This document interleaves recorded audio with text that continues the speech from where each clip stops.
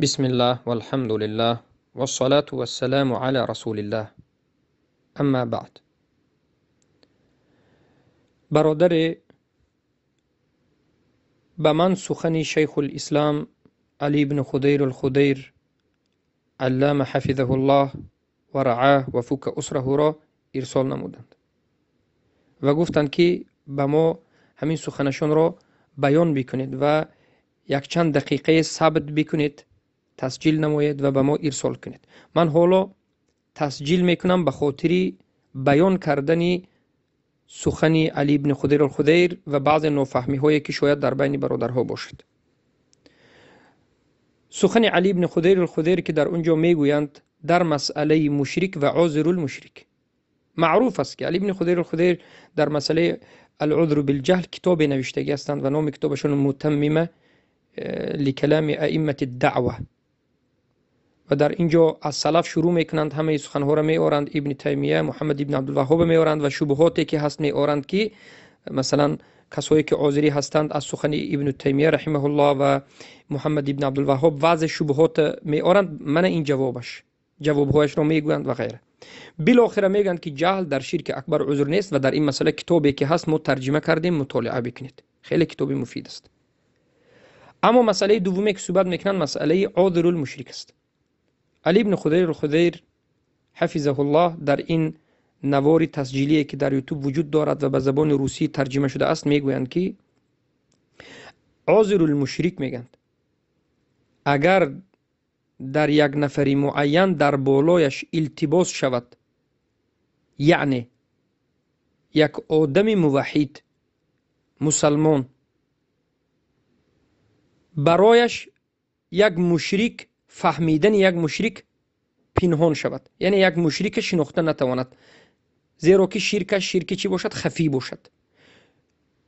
یا که علی بن خدیر الخدیر میگند که یک عالم یک حاکم را جانب کفرش را نبیند، برایش پنهان بماند و از همین جهت یک آدم مشرک را تکفیر نکند به خاطر جهل یا به خاطر تأویل یا به خاطر شبهه. یک آدم موحد مشرک را به همین سبب ها، یا جهل یا تأویل یا شبهه یا به سبب پنهان ماندن، ندیدن شرکش، نفهمیدن شرکش، یعنی به این معنی که شرک او را نبیند، شرکش واضح نباشد و پنهان باشد، در این حالت میگن ما عذر المشرک را تکفیر نمیکنیم، یعنی مسلمان است. بله، این عقیده اهل سنت و جماعت است. عذر المشرک را، اگر عذر المشرک اصل اهل سنت و جماعت رو داشته باشد، خیلی که خود علی بن خدیر الخدیر میگند اصلش اهل سنت و جماعت باشد، منهجش اهل سنت و جماعت باشد و مطلقاً یعنی همه مشرک رو مسلمان نگوید، لیکن از سبب بعض از شبهات یا تأویل یا جهل یا که خفی موندن، پنهان موندن جانب شرک کسی، مثلا به یک عالم شرک یک حاکم که شرکش شرک ظاهر نه پنهان میماند، یا که شرک همون یگان تأویل کرد و شرک که ظاهر نبود خفی بود تأویل کرد و خطا فهمید، در این حالت یک باره گفتن تکفیر نمیکنیم. انا همه قصه سخن کردند. شاید بعضی از برادرها این سخن را شنیده میگویند که از این میباید که ما تکفیر نمیکردیم. اصلا نه، این خیلی نیست، بلکه تکفیر نمیکنیم معناش این است که ما یک باره عذر المشرکی که جاهل است یا تأویل کرد، یا حتی یک عالمی که یک حاکم مسلمانی که به یک کفر و شرک خفی واقع شد و این عالم نفهمید، تکفیر نکرد، یک باره تکفیر عذری نمیگیم. سخن علی بن خدیر معناش همین است. مثلا یک حاکم است، مسلمان است، اما به یک شرک واقع شد و شرکش هم خفی هست. یک عالم به سبب التباس، به سبب تلبیس شدن به در یا پنهان و خفی موندن، یا شرک همون حاکم شرک خفی بودن و برای عالم ظاهر نشدنش، یک باره این رو عذر گفته تکفیر نمیکنیم میگن، بلکه دوام دارد این سخن. دوام سخنشون در کتاب شرح کتاب نواقض الاسلام، شیخ الاسلام محمد ابن عبدالوهاب کتاب نواقض الاسلام دارند. علی ابن خدیر الخدیر همین کتاب رو شرح دادند. در سومیش کنند من لم یکفر المشرکین او شک فی کفرهم او صح مذهبهم کفر اجماعا. هر کسی که مشرک نگوید یا که شک در مشرک بودن او بکند یا که صحیح داند مذهب مشرکین را، به اجماع کافر است. در زیر همین شکننده سومی نواقض الاسلام علی ابن خضر ذکر میکنند که حجت رسانیده تکفیر کرده میشد. یعنی سخنشون که به صدایشون در این یوتیوب یک مقطعی کوتاه 2-3 دقیقه هست وجود دارد، از بین صحبت هایشان گفتند که ما عاذر المشرک را که اگر مقلد باشد، اگر تعویل کرده باشد، یا که بیفته مقلد والله علم نگفته بودن شاید اینجا، یعنی اگر گفتند تعویل داشته باشد یا که شبهه داشته باشد یا که برایش خفی ماند، یعنی شرک کسی خفی ماند، از همین سبب تکفیر نکند، یک و یک باره ما اینا کافر نمیگیم. یعنی اینجا گفتند که علی ابن خضر ما اینا مسلمان میدونیم، کافر نمیگیم. گفتند شما فکر نکنید که یعنی تمام به همین این 100% عاذر المشرک مسلمان می استد. نه، دوام سخنشون مرحمت به کتابشون نظر بکنید. در نواقض الاسلام آشکار واضح میگن که حجت میرسونیم، به این میفهمونیم، به این عاذر المشرک میفهمونیم. عاذر المشرک جاهل، عاذر المشرک معول، عاذر المشرک که برایش خفی موند، یک جانب از جانب یک نفر یا 2 نفر نفهمیده موند، میفهمونیم، حجت میرسونیم، به او بیان میکنیم. بعد از بیان شدن هم اگر همین کار را ادامه بدهد، همین عقیده عاذری را داشته باشد، بعد تکفیر میشود. و دوام سخنشون در کتاب نواقض الاسلام، شرح نواقض الاسلام، شرح من لم یکفر المشرکین، شکننده سوم است. و این چنین سخن علی ابن خضر در کتاب اصل الدین، یک کتاب دارد، اصل الدین و التباس الحال گفتن یک کتاب دارد. همین کتاب اصل الدین رو نظر بکنید که در اونجا آشکار و واضح حالتی عاذری رو بیان میکنند. عیناً عقیده اهل سنت و الجماعت رو بیان میکنند. عیناً همون عقیده سلف صالح رو بیان میکنند که عاذر المشرک 2 نمود است. عاذر المشرک که علم دارد، حجت های اهل سنت رو دید و حجت های اهل بدعت رو دید. حجت های اهل سنت رو که آیات ها، حدیث ها، اجماع و دیگر اقوال علما که جهل در شرک اکبر عذر نیست، هر کسی که شرک اکبر کرد مشرک است رو دید. و بعد از این اهل بدعت حجتش دید، ولیکن حجت اهل بدعت رو قبول کرد، اهل سنت رو قبول نکرد.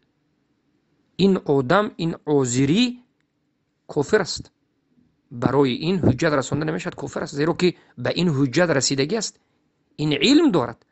همه همون آیات هایی که شما به اون میخواهید رسانید این خوند، همه حدیث هایی که شما به این باید رسانید این خونده، دید، فهمید، لیکن این کار کرد، عمدن قصدن دیگر مذهبی جهمی را اختیار کرد. این چنین عاذری مشرک است در نزد علی ابن خضر و در نزد اهل سنت و الجماعت، در نزد اجماع، چخیلی که در کتاب شیخ موجود است، چخیلی این کتاب ها را نمبر کردیم. قسم دوم عاذری که حجت اهل سنت و الجماعت رو ندید، یا که حجت رو دیده باشد هم در حالت پراکندگی و در حالت نافهمگی نفهمید. یعنی به این معنا که نفهمید، به این معنا که همون حجت شاید به زبان خودش ترجمهش نفهمید. یک تاجیک آیت رو خوند لیکن ترجمهش نفهمید. ما این به حجت رسیدگی نمیگیم، زیرا که حجت همون وقت رسیده میشد که آیت معناش فهمد. یک انسان جاهل موند در مسئله یک مشرک رو مشرک گفتن، جاهل بود، یا که تعویل کرد، یا که این آدم اهل سنت و الجماعت است، مشرک میگوید، لیکن یک آدم مشرک، یعنی عقیده دارد که جهل در شرک اکبر عذر نیست، لیکن یک آدم مشرک شرکش نفهمید. یک آدم مشرک شرکش برایش ظاهر نشد، ندید شرک او رو، برای همین ندیدنش و مسلمان گفت. یک و یک باره این آدم تو عاذر المشرک هستی، تو کافر هستی گفته نمیشود. برای چی؟ برای اینکه این در این مسائل خفی برایش خفی موند. میگن این مسئله برایش خفی موند. اول جهل در مسئله عاذر المشرک بودنش عذر شد، بعد از این تعویلش عذر شد، شبهه تعویل این چیزی که دارد، و بعد از این یک آدمی عقیده دار موحد که جهل رو در شرک اکبر عذر نمیداند، همچنین شدنش ممکن است که یک آدم مشرک، یک آدم در نزد همه مشرک است، در یک قبیله همه میدونن که مشرک است، لیکن یک طالب علم، یک عالم یا یک کسی دیگر به همون قبیله رفت و همون انسان فقط نماز خوانی شدید، فقط قرائت کردن شدید، عملهای اسلامی شدید، گپای خوبی شدید، از او سخن شرک و کفر و جانب شرکش رو ندید. در این حالت ظاهرا و مسلمان معامله کرد. دیگرها حق ندارن که بگن که تو یک مشرک مسلمان گفتی کفر هستی، زیرا که حال این انسان مشرک بودنش ندید، خفی مون براش. انا همچنین حالت رو بگفتند تکفیر نمیکنه و این عقیده اهل سنت و جماعت است. بارک الله فیکم. و در این چنین حالت، یعنی قسم دوم عذری، اول حجت رسانیده میشد. این خیلی آدمو به اول فهمانیده میشد که این آدم مشرک است، یا که این دلیل ها از قرآن و سنت که مشرک باید مشرک گفته شد. بعد از این باز به همون عقیده عذریگی ادامتیت بعد تکفیر کرده میشد. و این سخنشون رو نظر بکنید در کتاب شکننده های اسلام. و ما هم در درس های شکننده اسلام که تقریبا 20 چند یا 30 چند درس هست و حالا دوام دارد، در سومین شکننده اسلام هم انا همین کتاب علی ابن خضیر الخضیر رو در اولین حلقه یا دومین حلقه کاملا در همین مسئله شرح دادیم. شما گوش بکنید. من لم یکفر المشرکین انده در همین شکننده سوم سخن علی ابن خضیر رو از کتابشون کاملا انا همه اون شرحی که در بالای این شکننده سوم گفتند ذکر کردیم. بعضی از انسان ها یک سال قبل به من یکی از یعنی جوان ها زنگ زدند و می گفتند که علی ابن خضیر الخضیر عذری رو مشرک نمیگد. من از او سوال کردم که حجت چیست؟ میگد که علی ابن خضیر الخضیر میگوید که هر کسی که مشرک رو مشرک نگوید از سبب جهل یا تأویل یا شبهه یا که از سبب خفی بودنش در یک نفر معین نفهمیدنش اگر مشرک رو مشرک نگوید و عذری شود، علی ابن خضیر الخضیر میگویند در همون تسجیل و مقطعی که در یوتیوب وجود دارد این مسلمان است، ما این کفر نمیگیم. بله این قول ما هم قبول داریم، لیکن دوام سخن علی ابن خضیر الخضیر در همون رولیک یا در همون مقطع تسجیلی در یوتیوب نیست. شما باید به کتابش نظر بکنید. مسئله علمی به یک سخن ادا نمیشود.